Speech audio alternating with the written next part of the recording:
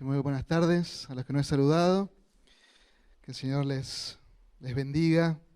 Es un gozo realmente estar aquí, junto a esta amada iglesia. Hemos venido un grupito de campanas, que están todos ahí. Creo que no hay más por allá al fondo.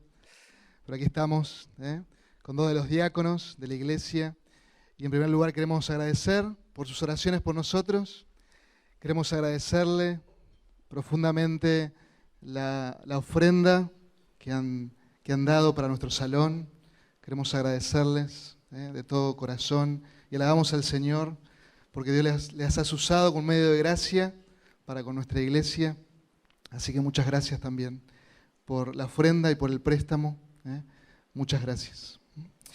Quería en esta tarde que podamos buscar, antes de participar de los símbolos, este momento santo, poder reflexionar y pensar acerca de nuestra mayor ocupación.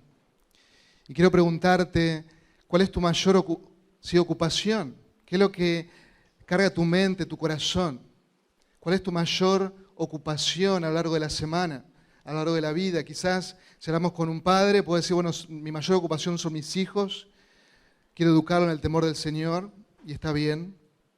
Quizás si sos recién casado, como tenemos una parejita por ahí, recién casaditos, tu mayor ocupación y tu anhelo es ser un buen esposo, una buena esposa. Bueno, todo el tiempo tenemos que serlo.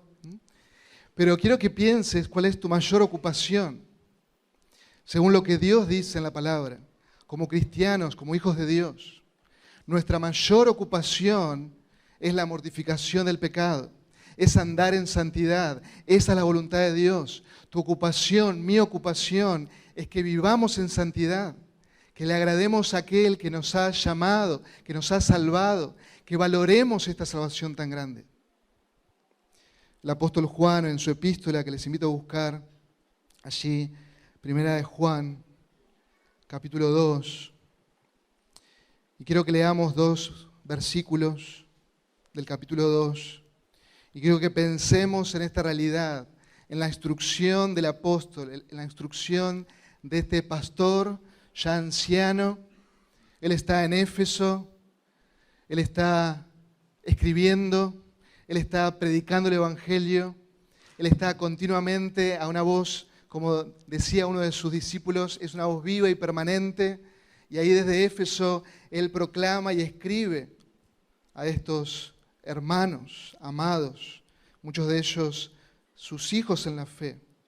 Y observen ahí, capítulo 2, versículo 1 y 2, hijitos míos, observen la ternura de Juan, hijitos míos, os escribo estas cosas para que no pequéis. Y si alguno peca, abogado tenemos para con el Padre, a Jesucristo el justo. Y Él mismo es la propiciación por nuestros pecados, y no solo por los nuestros, sino también por los del mundo entero. He titulado este sermón Mortificando mi pecado, tomado allí de este libro, de este príncipe de los puritanos, como decía Spurgeon, John Owen. Y quiero que observemos que Juan escribe con un propósito, que estos hermanos vivan en santidad, allí en el versículo 1. Les escribo estas cosas para que no pequen, para que vivan en santidad. En segundo lugar, quiero que observen que aún todo el esfuerzo que hagamos y nos ocupemos, vamos a pecar. Vamos a pecar. Y vamos a caer. Y quizás vamos a tropezar con la misma piedra una y otra vez. Pero ¿qué vamos a hacer? ¿Qué hace el creyente? El creyente lo confiesa. ¿Por qué? En la última parte del versículo 1 tenemos un paracleto, un abogado, que es Jesucristo el justo. El creyente no practica el pecado, sino que va al recurso dado por Dios, el único recurso, nuestro Salvador, que ya pagó por todos nuestros pecados. Y en el versículo 2 veremos rápidamente su obra y el alcance de esa obra. Como decía recién John Owen, él escribió muchos libros, pero uno de ellos titulado La mortificación del pecado, y dice, y cito, la regeneración no aniquila el pecado completamente, sino que produce un cambio en nuestra relación con Él, librándonos del poder condenatorio y de la esclavitud. No obstante, debemos ocuparnos a lo largo de nuestra vida. ¿Se dan cuenta? Toda tu vida, de este lado de la gloria, tenés que ocuparte de esto. Tenés a lo largo de la vida ocuparte en la mortificación del poder del pecado que todavía permanece en nosotros. Cuando el pecado nos deje en paz, entonces nosotros lo podemos dejar en paz. El pecado es engañoso y sabe cómo aparentar que está muerto, cuando en realidad todavía está vivo. Debido a esto, debemos perseguirlo vigorosamente en todo tiempo hasta la muerte. No debemos proporcionarle ninguna cosa que le fortalezca o que le ayude a tener fuerza, poder o vitalidad. De ninguna manera tenemos que nosotros fomentar que ese pecado que aún mora en nosotros crezca. Tu mayor ocupación, mi mayor ocupación de este lado de la gloria es amar a Dios por sobre todas las cosas, y eso significa que debemos mortificar el pecado. Y Juan les escribe y les dice: yo les escribo esto para que no pequen. El creyente ama la santidad. El creyente ama la santidad. Como dice en el primer capítulo, el creyente ama andar en luz. Tenemos comunión con Dios, que es luz. Tenemos comunión con Él, verdadera comunión, verdadero gozo. El creyente ama la santidad. Tenemos comunión con nuestro Señor. Y amados hermanos, en Cristo y solo en Él hemos sido libertados del pecado. En Cristo y solo en Él le podemos decir no al pecado. En Cristo y solo en Él podemos experimentar cambios reales en nuestra vida por el poder real del Evangelio que nos ha transformado desde el interior hasta el exterior.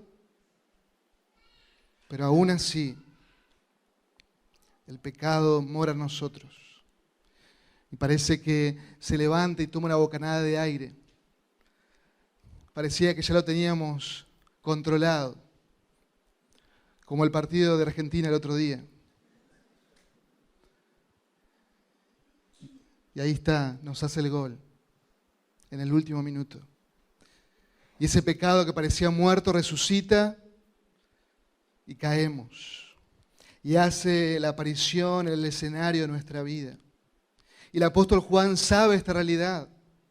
Y nosotros necesitamos escuchar la verdad de Dios sobre esto. Cómo tratar el pecado a la manera de Dios. Cómo mortificar el pecado a la manera de Dios. No podemos escucharnos a nosotros mismos porque nuestro corazón es engañoso.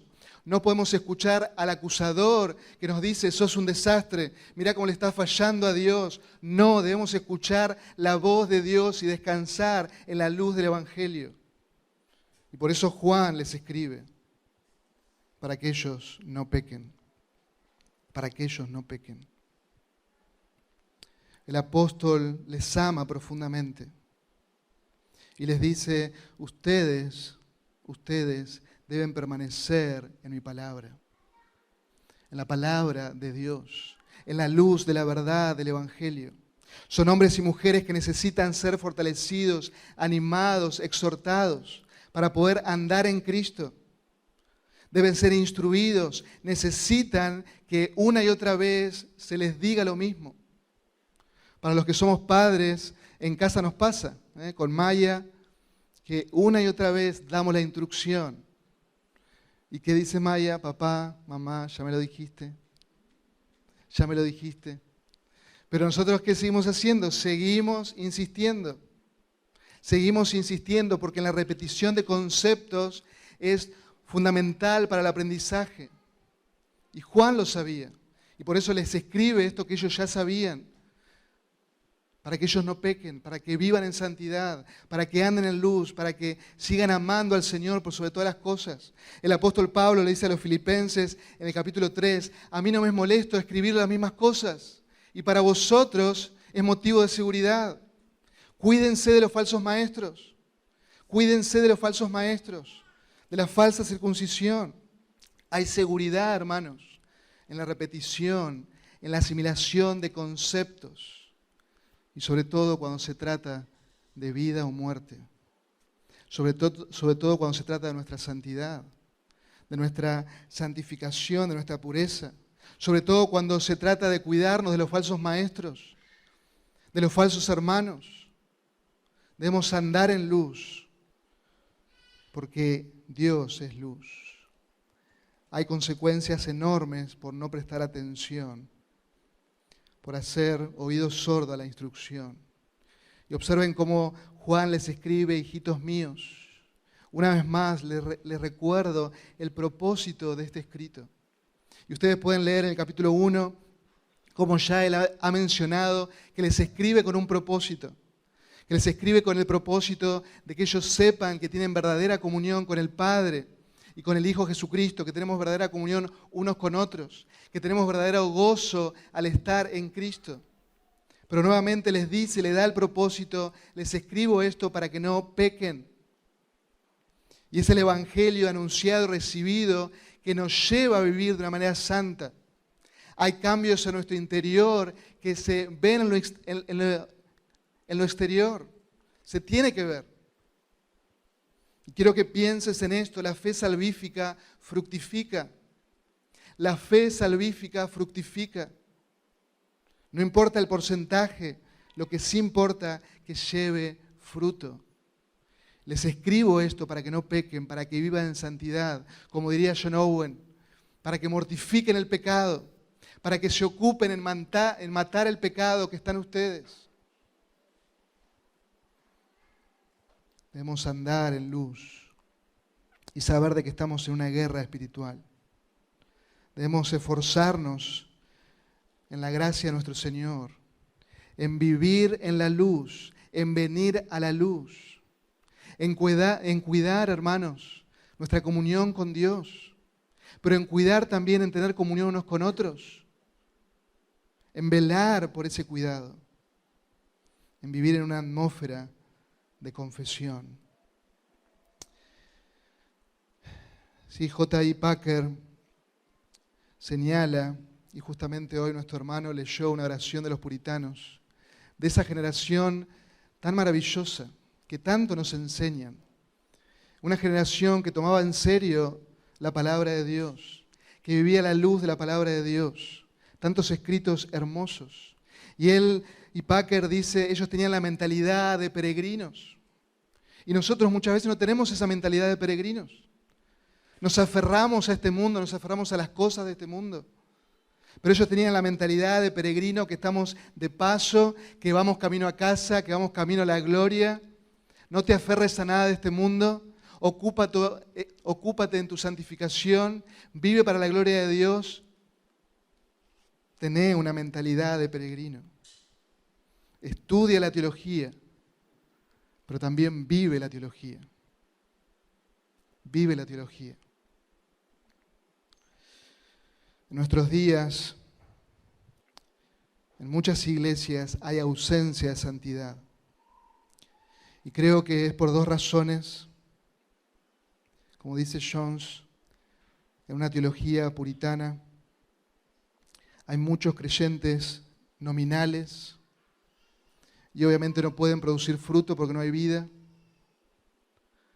Son creyentes nominales, son plantas de plástico dentro de un árbol vivo y claramente no pueden producir fruto. Pero también otra de las razones es que hay poca teología, poca mentalidad bíblica. Y parece que hoy, en este siglo que tenemos diversidad de recursos, somos cristianos distraídos. Nos distraemos fácilmente. Y un cristiano distraído solo produce un cristianismo débil, un cristianismo con una mentalidad del mundo que no cambia, que no produce fruto a largo tiempo.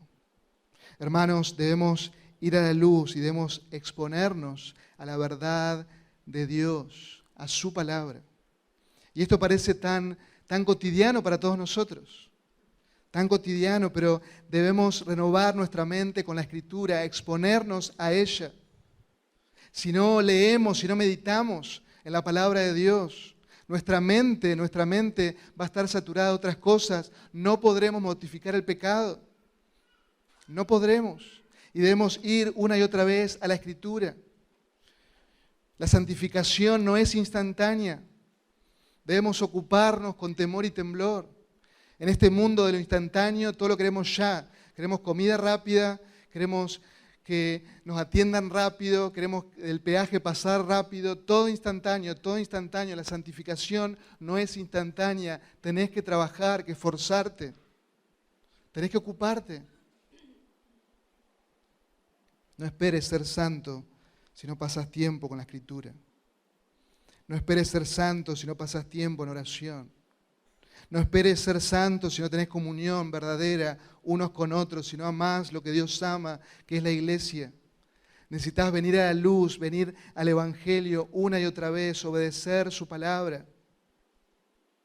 Es el Evangelio que nos impulsa a vivir en santidad. Es el Evangelio que nos impulsa a vivir en una atmósfera de confesión, descansando, como dice Juan en el capítulo 1, versículo 9, que Él es fiel y justo para perdonar nuestros pecados y limpiarnos de toda maldad. Iglesia, debemos tomar todos los recursos que Él nos da en su gracia. Debemos permitir y descansar en el obrar poderoso, silencioso del Espíritu Santo en nuestras vidas. Debemos ser sumisos a ese control, a esa llenura del Espíritu Santo en nosotros. Debemos ir a la Escritura. Debemos ir no con ojos de decir, bueno, esto lo elijo y esto lo tomo para mí. No, tener esa apertura de que toda la Escritura es para mi bien. Todo lo revelado es para mi bien, para mi santificación. Y debo ir a la Escritura. Debo tomar la oración diaria, la oración congregacional. Debo saber que el Señor me santifica también a través de la iglesia, a través de los unos a otros. ¿Cuántas veces obviamos y dejamos de lado el soportarnos unos a otros? Y hay hermanos que el Señor nos pone ahí y Dios trabaja nuestra paciencia, nuestro amor y debemos soportarlo. ¿Sí o no? ¿O me pasa a mí nomás? Debemos soportarlo. Y debemos amarlo, y debemos velar por su santidad. El Señor usa la iglesia, usa las circunstancias, cada prueba de nuestra vida. Él está purificando nuestra fe. La santificación es por gracia, pero debemos esforzarnos en la gracia que es en Cristo Jesús. Las batallas son diarias y muchas veces con el pecado son batallas intensas. Batallas intensas, pero debemos seguir ahí luchando, batallando. Hermano, no baje los brazos, sigue peleando. El creyente lucha contra el pecado porque está vivo en Cristo. Y hemos sido resucitados con Cristo para una novedad de vida, para andar en novedad de vida. Hemos sido resucitados con Cristo para vivir ahora para la gloria de Dios. El creyente lucha porque está vivo, el creyente le puede decir no al pecado. El creyente, nosotros que estamos en Cristo Jesús, le podemos dar un golpe certero al pecado. Pero aún así, Juan quiere que sepamos que vamos a pecar, que vamos a caer, que vamos a pecar contra el Señor, contra su iglesia. Y por eso dice, hijitos míos, os escribo estas cosas para que no pequéis, para que vivan en santidad. Pero, si alguno peca, ese pecado que mora en mí. Y Juan presenta una condición real en tu vida y en mi vida. De este lado de la gloria le vamos a errar al blanco una vez y otra vez. Y muchas veces debemos saber que vamos a pecar. No practicamos el pecado, no es nuestro estilo de vida. Y ustedes pueden leer el capítulo 1 y cómo él desarrolla y presenta a los falsos maestros que dicen, yo no pequé, yo no necesito de la confesión, yo no tengo pecado. Y ellos viven en el pecado, practican el pecado. Obviamente no practican la verdad del Evangelio. Pero aquí Juan nos dice, ustedes van a pecar. No va a ser habitual, pero van a pecar. Y aunque anden en luz y busquen agradar al Señor, vamos a cerrar el blanco. Y aparece el orgullo, aparece la vanagloria, aparece en nosotros los malos pensamientos, aparece el temor al hombre en lugar de temer a Dios, aparece la murmuración. Buscamos una y otra vez estar en los más altos lugares. Aparece el pecado. Somos egoístas. Creamos una vez y otra vez ídolos en nuestro corazón. Y debemos recordar que no podemos servir a dos señores. Y somos creadores de ídolos. Y podríamos seguir mencionando diferentes pecados con los cuales luchamos. Vos y yo luchamos con el pecado. La gramática griega ahí dice, si alguno hubiere pecado, o si alguno peca, la gramática griega nos da la idea de que si alguno hubiere pecado y esto sucederá. Juan dice, sé que ustedes van a caer, que van a pecar. Y debemos ser conscientes de eso. Y debemos ser nosotros sinceros. Y exponernos, ¿qué? A la luz del Evangelio, para mortificar el pecado. Para mortificar el pecado. El apóstol Pablo decía, el pecado que mora en mí. Una lucha constante por correr bien, por no quedar descalificado. Y luchamos y caemos. Y cuando caemos perdemos el gozo. Cuando caemos perdemos la comunión. Comienzan las dudas. Comenzamos a no tener ganas de leer, de orar. Comenzamos a evitar a ciertos hermanos porque me preguntan cómo estoy, tengo que exponer cómo estoy y eso me molesta. Comenzamos a escuchar un montón de voces de nuestra propia culpa, voces de personas a nuestro alrededor que nos dicen, mirá el cristiano cómo está viviendo, mirá aquel tal santito que parecía. Y escuchamos esas voces. Escuchamos al acusador de nuestras almas, al diablo, que toma esos trapos inmundos y nos los pasa por nuestro rostro.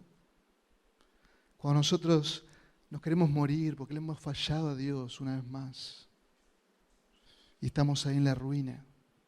Por eso es importante escuchar lo que Juan tiene que decirnos. Por eso es importante tratar el pecado a la altura, a la medida de Dios y como Dios lo trata. Por eso es importante, hermanos, deshacernos de esas voces y escuchar la verdad autoritativa de la palabra de Dios. Y observen cómo Juan nos presenta a nuestro abogado defensor, a nuestro abogado perfecto.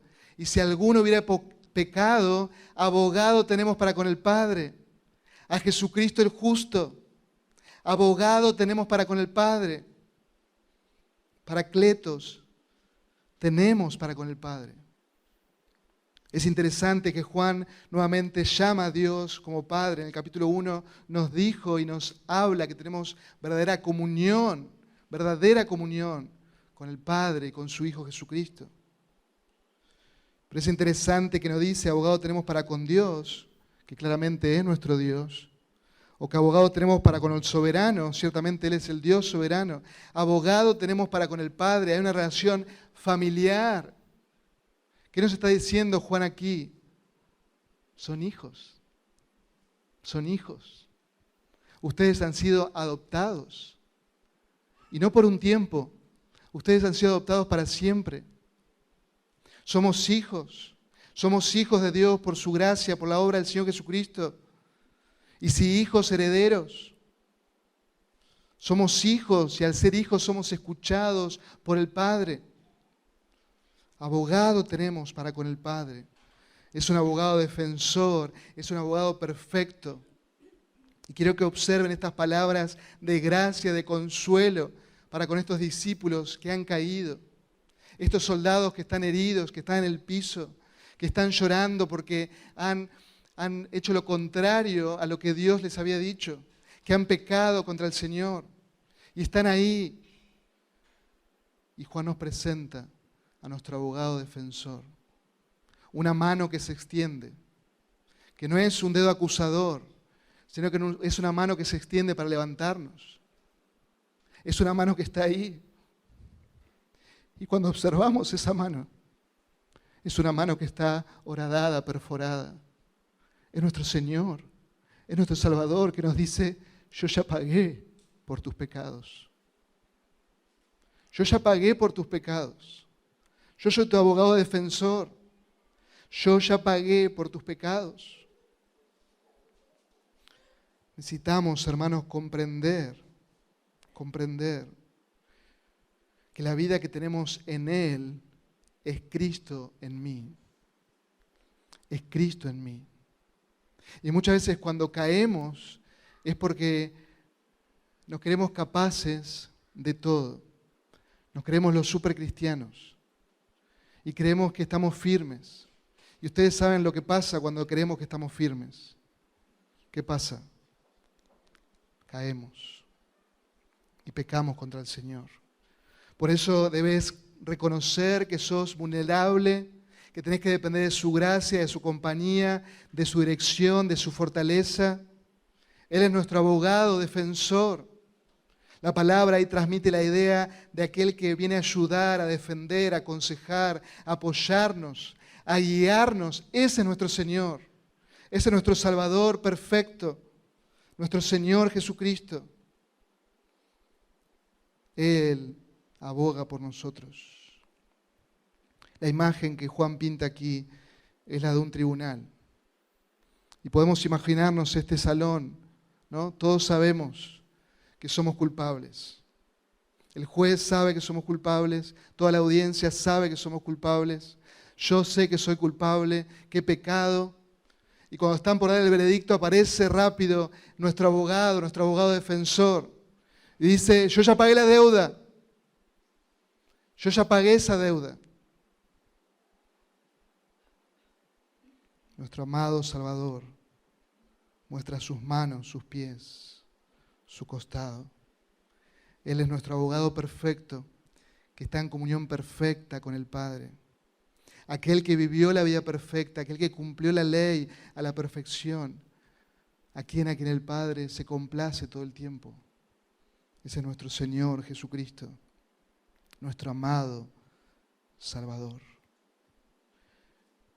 Hebreos capítulo 4, versículo 14, nos habla de nuestro Salvador, del gran sumo sacerdote, que trascendió los cielos, Jesús, el Hijo de Dios. Retengamos nuestra fe. Y dice el autor de Hebreos: porque no tenemos un sumo sacerdote que no pueda compadecerse de nuestras flaquezas, sino uno que ha sido tentado en todo como nosotros, pero sin pecado. Por tanto, concluimos, acerquémonos con confianza, ¿a dónde? Al trono de la gracia, para que recibamos misericordia y hallemos gracia para la ayuda oportuna.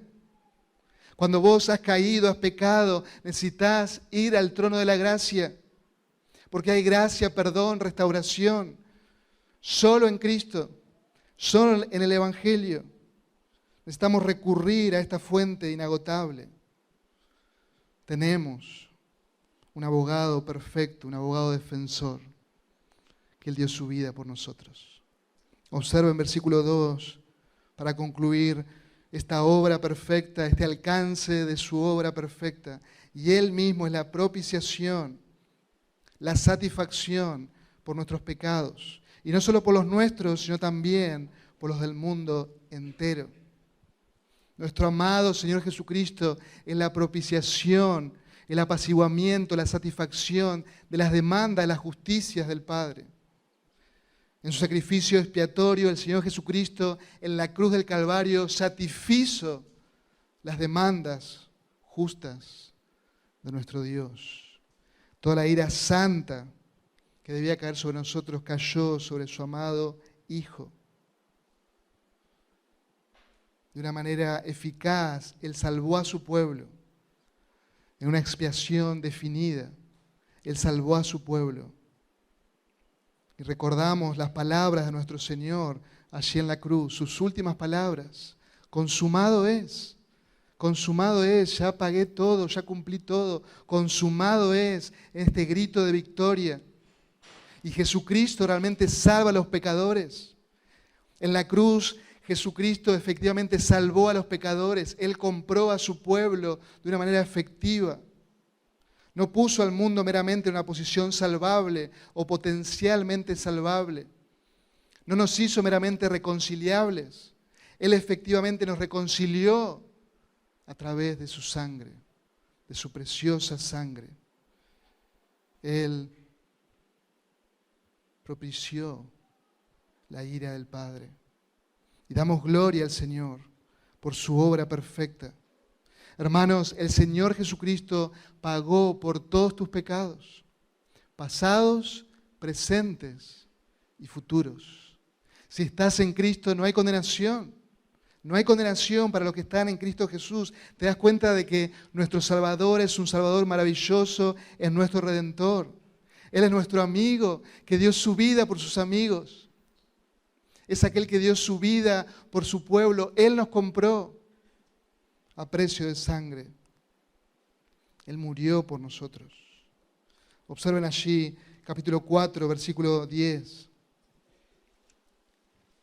Observen el amor del Padre, el amor del Hijo por su pueblo, por nosotros. Y en esto consiste el amor, no en que nosotros hayamos amado a Dios, sino que Él nos amó a nosotros. ¿Y qué hizo Dios? Y envió a su Hijo como propiciación por nuestros pecados. Cuando pensamos en esta obra del Señor Jesucristo, en unos momentos vamos a tomar del pan, de la copa, y hacer memoria de su obra perfecta en lugar nuestro. Él te amó y se dio por ti. No dudes de su amor. Y Él como te amó, Él te puede restaurar. Y te va a fortalecer, te va a ayudar para vencer el pecado, para mortificar el pecado. Y Juan agrega, cumpliendo con su deber evangelizador, dice, y no solo por los nuestros, sino también por los del mundo entero. Obviamente no está hablando de una salvación universal. El universalismo toma este texto para decir, todos serán salvos, no importa lo que creas. En el fin de los tiempos, Dios va a tener misericordia de todos y todos disfrutaremos del paraíso, todos disfrutaremos del cielo. Esa es una mentira del diablo, porque sí importa lo que crees, sí importa lo que crees. Y esas personas ignoran el contexto del libro de Juan, ignoran cómo Juan utiliza la palabra mundo, y lo vemos muchas veces en la Escritura. Y le podemos dar un ejemplo, Juan 3:16, en el Evangelio de Juan, porque de tal manera amó Dios al mundo, que dio a su Hijo. Está diciendo Juan que Dios amó a la humanidad y dio a su Hijo para que por Él fueran salvas. Pero ahí en este mismo capítulo, Juan dice a estos creyentes, no améis al mundo ni las cosas que están en el mundo. Debemos entender mundo en su contexto. Debemos entender mundo en su contexto.